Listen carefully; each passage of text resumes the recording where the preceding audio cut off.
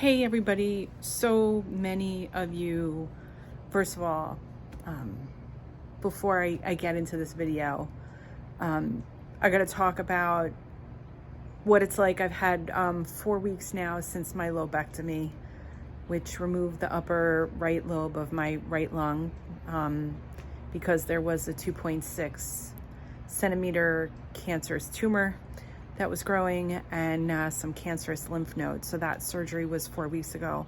I'll talk about that in a second. I really also want to just talk about what's on my mind.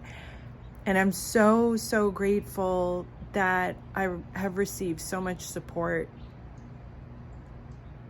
and so much outpouring from everyone, like cards and DMs, just messages to make sure you're okay. Some really awesome gifts that were so appreciated. I could spend an entire video on just, talking about that, and I will actually talk about that in a future video of like what really makes a difference for somebody really going through something. So I don't take that for granted, not for a second, and I wanted to just extend my gratitude for that. The next is that I feel a responsibility to talk about what's going on with me. I know that I have Googled everything related to lung cancer and lobectomies and chemotherapy and all of that that's happening right now in my life. So I want to do the same for people who are, looking for that same content. So let me tell you what's going on right now. 4 weeks after lobectomy surgery, what to expect. Again, I'm not a medical professional. This is just my experience and my experience only. So first of all, my oncologist is Dr. Joshua Sabari at NYU Langone Health. My thoracic surgeon who did the robotic lobectomy, her name is Dr. Aimee Kent, Aimee Kent. Again, and they're both from NYU Langone Health. And I owe my life to the both of them, as well as Dr. David Fein, Fein, at the Princeton Longevity Center that actually found this tumor as part of a physical. You could watch that other YouTube video that I talk about. But if it weren't for Dr. David Fein and the Princeton Longevity Center, I would be walking around like I was totally fine, doing Pelotons and, traveling and all this other stuff, when I really wasn't, when I was really getting more and more worse. So I am stage 2. I have non-small cell lung cancer, NSCLC. I've also been tested. They did the genetic testing. So I have the EFGR, EGFR. I keep on getting that mixed up. Epidermal growth factor receptor. So I do have the EGFR mutation. I have the one. I'm still learning all of this stuff, everybody, so just bear with me here. I have the mutation that begins with the L, and then it has a string of digits. I don't want to go away from this video right now to look it up, but that's it. I'll put it, I guess, in the description. So the tumor was on the upper right lobe, and I had the CAT scan done, and then I had a PET scan done, and then I had an MRI done of my brain to make sure that it didn't spread. I had an EKG of my heart and other tests. So they were able to operate on me and do a robotic lobectomy because of the size of the tumor and also to the location of the tumor. So, surgery is not an option, unfortunately, for everyone. For me, it was an option. It was major surgery. I will never forget walking into the operating room. I literally walked into the room. I wasn't even on a stretcher. And I remember just looking and being like, just my jaw dropped. There was so much technology in there.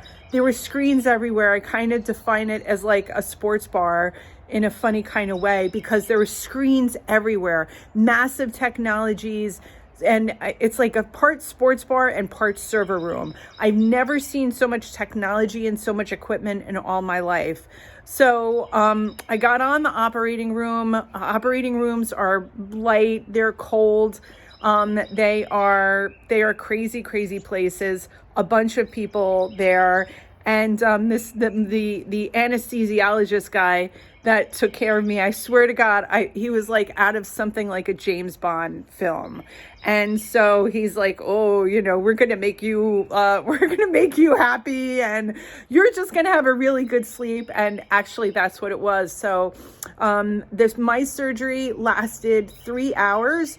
Originally, my robotic lobectomy, and you can Google what robotic lobectomies look like. Those pictures I don't have. I do have my post-surgery pictures, and I even have like all of my other pictures, which again, graphically, they're a lot to handle, and it's something maybe that I shouldn't be posting on YouTube. Some I will, some I won't. I'll use discretion. But anyway, you guys can Google what a robotic lobectomy looks like in order for you to see it. The idea is that the robotic lobectomy has more precision, really high technology. This is high tech future stuff. And the idea is that you have a better, you have a better recuperation. And so I don't have like a traditional lobectomy to like compare myself to, but what I would tell you is like it's been 4 weeks, and it was really, really rough surgery. There's 5 different incisions. I would say the incisions that are some in the front and some in the back. So it's interesting, like, traditional surgery, if you're going to have like a hysterectomy or an appendectomy, like there's one like suture line, and then that's it. For a robotic lobectomy, it's the front and the back. So it was something that I really had to get used to. There's 2 major incisions. The one for the chest tube, that was brutal. I'm sorry, I shouldn't say that. For anybody that's undergoing a lobectomy, the chest tube is the hardest part, because it's there to protect you. So literally I had a tube that was going from my lungs to a machine, and that machine stayed with me for like the first couple of days. And again, that's to make sure that your lungs don't collapse and that you don't die. So it was a good thing. It was just a hard thing because you're literally tethered through a thick piece of plastic, around this tube. So they want you walking as soon as possible. You have to get up and walk. You're not going to feel like walking. Right after surgery, you're going to still be on the really big pain meds that they give you. So, it was a lot easier to handle the pain while I was in the hospital. I was on oxycodone. I wasn't on morphine. I was on oxycodone and a regimen right now of Tylenol and gabapentin, which is a nerve blocker. So, what you're going to feel is you're definitely going to feel sore. It's major surgery. So you need to prepare yourself accordingly, and you need to give yourself the space to just move a lot slower and just to take your time with that. So 4 weeks out, I still feel the surgery. The sutures are healing nicely. The hard part is that anytime that there's surgery near the lungs, the nerves react. And so that's kind of what I'm dealing with right now. There's a scientific term for what that nerve pain is. It's getting better. It's not great. What I find is like heating compress. So literally I have heat with me all throughout. I have an electric blanket that I work with that I put on that part of where those incisions are, and that's helping me a lot. So drinking warm liquids, putting on the heat compresses. I tried the lidocaine patches. For me, they didn't really work or do anything, but you can try what you want. Again, I found the heat to be the greatest, just the greatest thing in the world. They have these things that You can put in a microwave now. They even have stuffed animals that you could put in like a microwave. That was kind of weird, like to put a teddy bear in the microwave. I did it. So anything that has that kind of heat, use that. So again, just to kind of sum things up, it's 4 weeks exactly today that I had my robotic lobectomy at NYU Langone Hospital, performed by Aimee Kent, Dr. Aimee Kent, who saved my life, along with my oncologist, Dr. Joshua Sabari. They are my healthcare team. Now that I've been healing from the lobectomy, this week we go for chemotherapy consultation, and next week we'll be starting chemotherapy. So again, I want to just kind of keep you in the loop here so that you know what to expect. If you're like me and you're Googling these things and you're recently diagnosed, or you're with a loved one and you're needing this information. The last thing that I'll say is my breathing. So yes, I have shortness of breath. I had a little bit of a cough. And that's all completely normal. What I'm doing every day still is I'm walking and then, taking deep breaths. That lung capacity will, you'll get most of it back, but you'll never be where we were, where you were before the surgery. Before the surgery, I was at 100%. It's literally impossible for me to be at 100% if I don't have 100% of my lungs, which I don't. So, shortness of breath is, it's not happening while I'm just doing everyday things. It's happening more when I'm exercising, and I'm still not like exercising major league. So I'm not on a Peloton. I'm not on a rowing machine. I'm not lifting any weights. All I'm doing is walking. The other thing that you want to do is you just want to make sure when you're sleeping that you have plenty of pillows. That's another thing that really, really helped me, because trying to find your position is going to be, challenging. If you're used to sleeping on your right side, well, like I was, it wasn't until like 3.5 weeks after my surgery that I could literally, sleep on that side. So that was hard. Okay. But it's a life-saving procedure. So if you're, if you're contemplating a robotic lobectomy, I am in the absolutely thumbs up robotic lobectomy camp. Excuse me, what I find is, again, you want to go to, you want to have a reputable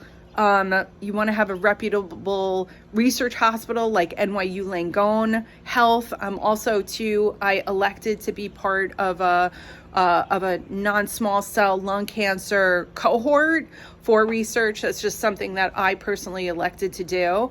So again, you want a hospital with the best doctors and physicians, the best technology.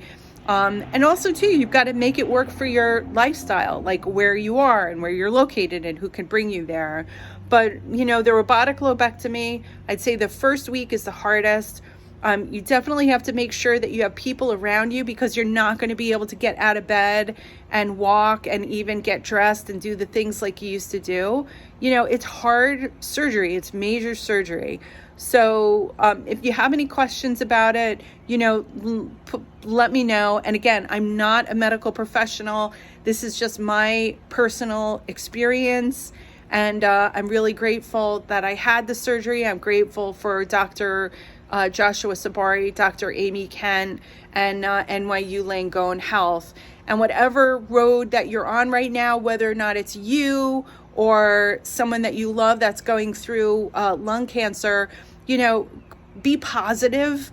And then also to write down write down your goals on a sheet of paper. I stuck that sheet of paper and put it in the back of my in my back pocket. And so, be positive, be optimistic. Yes, you're going to have times where you're just going to actually break down and cry. I cry basically. I've cried every single day since the lobectomy surgery, and that's normal because you still have like a lot of stress and a lot of, you know, stuff going through you. So next week we get set for chemotherapy, and then again I'll try to give you these updates so that you know what to expect. But lots of luck and love to you, and I hope that you found this helpful. Thanks so much. Bye.